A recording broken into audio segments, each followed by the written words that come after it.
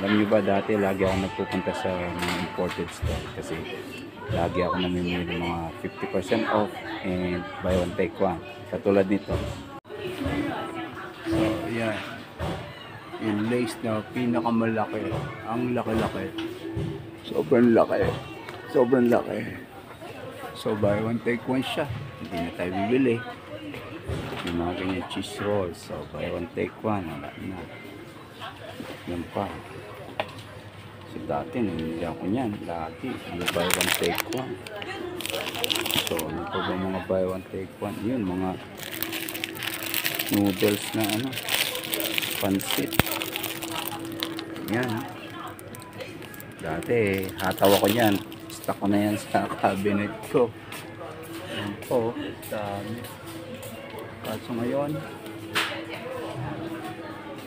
wala na. Hindi tayo namimili ng mga kung ano. Hindi na pwede kain ng kain kung ano. Ito.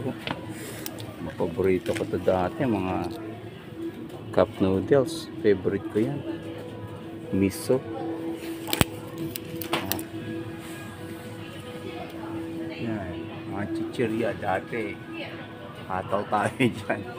Ngayon hindi na. Hindi na ubra. Ito na lang ang bibili natin. Foods na buy one take one.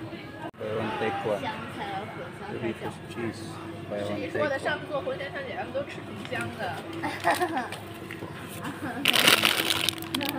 Cheese dip.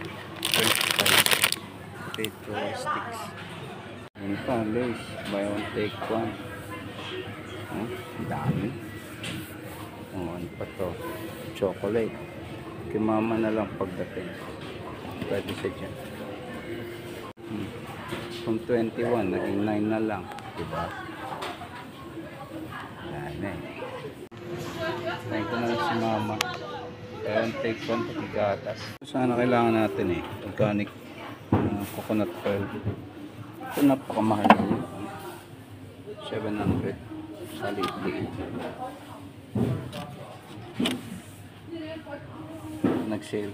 Alam niyo ba ang maganda pagka naka-low carb diet ka?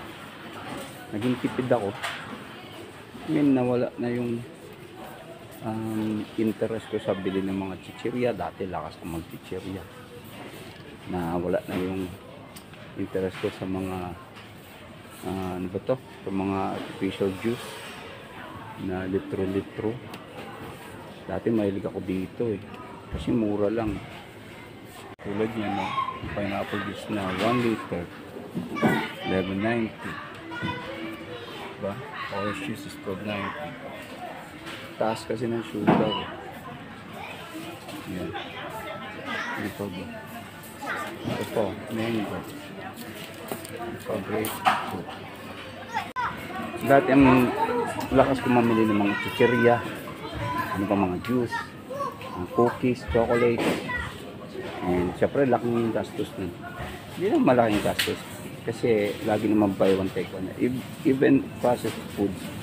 Mga sausages, hotdog. Pag nag-sale na yan, bilhin na ako.